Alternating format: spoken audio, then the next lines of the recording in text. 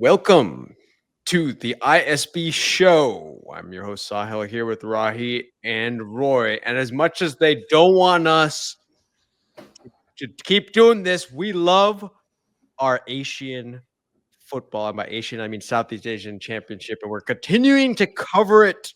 Another exciting match, match day 3. We are now in match day 3.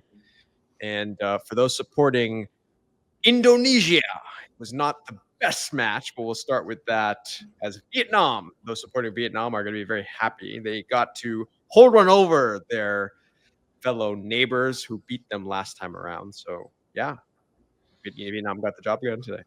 Can we agree it was not an exciting match? You said that it was definitely not an exciting match. I didn't find it particularly well played. Vietnam dominated possession. Indonesia, of course, roster-wise, Vietnam are the favorites in this game. They were the favorites. They looked the better team. But Indonesia had that one big chance in the second half. If that goes in, maybe it's a different story. In the end, I think the better team wins this game, Roy. For Banh Mi, victorious over the Indonesian, also great cuisine as well, Roy. But laksa is something you could have mentioned. Laksa. What are some other Indonesian treats? We have to come with a prepared better. Nasi goreng, nasi bongkas. There's lots, but today was about the Vietnamese. I think really they were the superior team today, Roy. I thought. I agree. Roti is the other soft bread with curry on the side. More Malaysian, but yeah. Roti's like Malaysian. That's true. It's more like Malaysian. Yes. It came from us, man, India. But yeah, go ahead. Oh yeah, that's right. Yeah. Go ahead, Roy. What's up? Listen, we're 3 games in now for Indonesia. The first game was a snore. It was a total snooze fest. It was a poor game. They came away with the win, but it was the kind of thing where no one really dominated. No one really stood out. There wasn't what we have come to expect of Indonesia, which is that incredible warrior mentality, that warrior performance. The second game, we were given a little bit more. We were given a lot more, I would say. And now we're back to phase 1. So what I'm coming to terms with is this isn't the Indonesia team that's playing in World Cup qualifiers. This is a very, very different team. It's under the national team program of Indonesia, but it's completely different players. It's guys who are very, very, very early on in their careers. They haven't quite developed into who they are going to be. And we have to take that into consideration. So when we talk about Indonesia, we're kind of talking about Indonesia's D team right now, which is not very good. The team is not very good. Yeah. But that's okay. And they're basically playing against against Vietnam's A team, right? So it was that's pretty much an A team for Vietnam, right? Yeah. So you got to keep that in consideration. Yeah. Yeah. So then it's a decent result when you think about that difference. Of course, another big player getting the start this time, Rivaldo also had. So all the Brazilian Rivaldo was in this game as well. Wow. Yeah, I don't know if you I saw. thought he retired. What's going on here? But despite everything you guys say, Benjamin Dethen, I believe that's how to pronounce the name, or Dethen or something of that sort. He has the opportunity to put Indonesia ahead with that gilt edge chance, and if it wasn't for the goalkeeper, that's a goal. Yeah. We talked about goalkeeping as well. Remember, one thing to remember is how big a role on the A team Martin Pass makes for that team. In this game, you thought, really, I mean, that goal that ultimately is the difference that Vietnam scores, I thought the goalie could do better, Roy. I think he could do better. He should save that, in my opinion. And that's part of what has me a little frustrated, is that shouldn't have been a goal. It should have been saved. And if you have Martin Pass in there, which he should have been there. I mean, he's in his MLS offseason. Dallas hasn't played in a few weeks. No reason not to call up a guy like that and scrape out these ties, scrape out these victories with great goalkeeping. But yeah, it was frustrating to watch. And you guys are right. I forgot about the fact that this is Vietnam's A team against Indonesia's C-. Is that safe to say? It's not even a B team. It's definitely like a C-, it may be D team.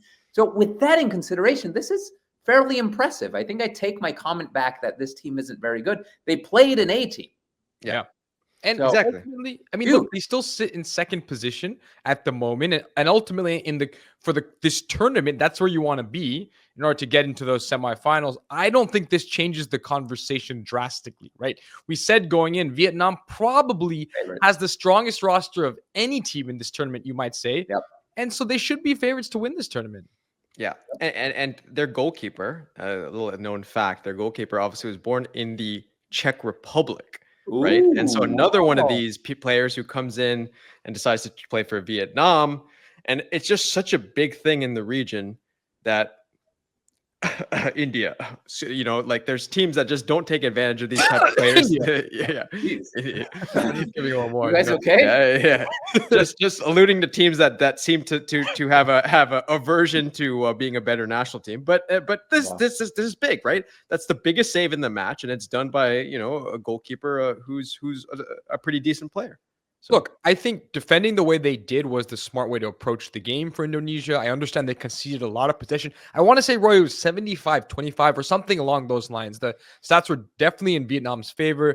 But in the end, when you have the chance, that's the moment, right? If you score that goal, it changes the game. And ultimately, that's the difference generally between C team versus A team, right? Is that in big moments, your big players can step up. And in this game, obviously, Struijk came in late, but no Marcelino, of course, suspended. These things matter, right? They matter in the big moments, and we'll see. Likely, Indonesia, if they get through the semifinals, then they might play this team again, perhaps, right? At some point in the finals. So then we really see in the big moments. Then in that game, if they play again, maybe then the real starters start, right? Maybe Struijk gets to start, maybe Marcelino gets to start. Yeah. It's a different story. yeah. And I But- think Indonesia go ahead. gets there, guys. They're in second now. Like I say, we're all Indonesians on this call. I think we are starting to become Indonesian because we really like this team, man, and we're really rooting for this team. But they're in second now. Hmm. Look at the rest of the teams. You got the Philippines, you got Laos, and you got Myanmar. So Yeah. I would say Indonesia is the second best team in this group, and that's like I mentioned, a C- Indonesia team that is tremendous because the other teams, I'm not 100% sure if Philippines is bringing more of their A team. I believe they are. And the same for Myanmar, the same for Laos. So Indonesia is one of the few teams in this tournament who is playing a far lesser team. Yeah. So let's move on and talk about Laos, who had another impressive match, right? And actually, they helped Indonesia out because now the way it's gonna net out is Indonesia may still need to beat the Philippines in the last match, but it's gonna come down to that Philippines versus Indonesia match. But Laos, guys, we talked about Laos, another impressive performance, and my goodness, that own goal by Philippines, what the heck was he thinking, man? I think he went back to his striker days, like imagining himself on the playground. Sometimes he saw the ball in the box and thought for a second, I'm just going to get a head on it and score an incredible goal. But then he realized as soon as the ball went in the net that he played for the Philippines, not for Laos, Roy. You want to know a fun fact? Yes. The guy that scored the own goal, Mr. Baldissimo. Yeah. You all know where he plays? In I have Manila? no idea where Bardissimo plays. He's an MLS player, my friends. He plays for the San Jose Earthquakes. Really? Yes, Wow. he does. He That doesn't explains a lot. That's what That they explains teach a you in lot. MLS. Shut up. They teach Stop you. talking smack about MLS. He doesn't play much. He doesn't Okay. start for them. I think he's been here for 2 years and Okay. has played maybe 12, 13 games. But he's a San Jose Earthquakes guy. I mean, it's a bad mistake. It's really a bad mistake. I hope he terrible. doesn't have to think about that anymore. Luckily for him, they do end up getting the tying goal in the end, so it doesn't end up being the difference. But Yeah. the Philippines, that's a tough one to get over. I think they scored a nice goal, a very nice goal to tie the game. It was a nice In goal. the end, Laos, though, you're right. Another impressive performance. That's what we're seeing across this tournament, Roy, is there's a lot of parity, a lot of teams that are fighting above their weight, which is quite impressive. We've talked a little bit about Cambodia, for example, now Laos as well. A lot of teams just doing things that are unexpected and making these games much closer than they should be in theory. Yeah, and a quick note on the other game, guys. The Singapore match, Singapore won, but Timor-Leste had a great opportunity with the goalie out of the goal, and if they put that in, it's a different story. They lose 3-0, but it could be a different story. So Roy, a lot of parity. A lot of parity, and I think a large part of it is what you guys were coughing about. I thought you guys were passing out. You were just coughing for like 3 minutes straight. But Yeah. you were coughing about this dual national situation of these national teams bringing in players from across Europe, from across Africa, and they're representing these countries. And you see that for most teams in this region. Laos hasn't really caught on yet. They're playing mostly players from Laos. But if you look at the lineup for the Philippines, man, even Baldissimo is a guy that played for Canada all the way to the Olympic team. So he's a guy that played quite well for Canada and couldn't quite crack the main national team. And that's when countries like this have to strike, man. That's when, I mean, even the United States of America does it. We do it with Serginho Dest. He couldn't quite make it with the Netherlands. We did it with Anthony Robinson. Couldn't quite make it with England, with Yunus Musa, with Balogun. And these countries are doing that. They're poaching players who maybe can't play for France, can't play for the Netherlands, but they're dang good players. Yeah. They're really, really good players. And these guys are sneaking into these rosters and lifting the level of the entire region. Yeah, 100%. All right, let's finish up with one of the teams that is maybe perhaps the favorite along with Vietnam. Now, I think, it's fair to say Thailand, another victory. That was a disastrous goalkeeping mistake. One thing that needs to be improved in this tournament is the goalkeeping. Like, I mean, that was a disaster. Yeah. The quality of goalkeeping, I let Roy talk about that. He's more qualified to talk about goalkeeping. Roy, of course, is a goalie, so he knows a little thing or two about that.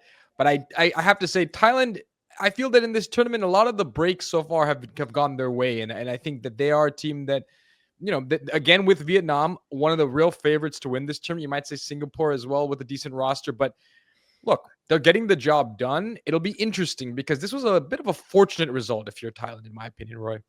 Yeah, I agree. And goalkeeping, now that I think of it, has been disastrous across this tournament. And I will say, the goalkeepers in the United States are very good, and we have a college system.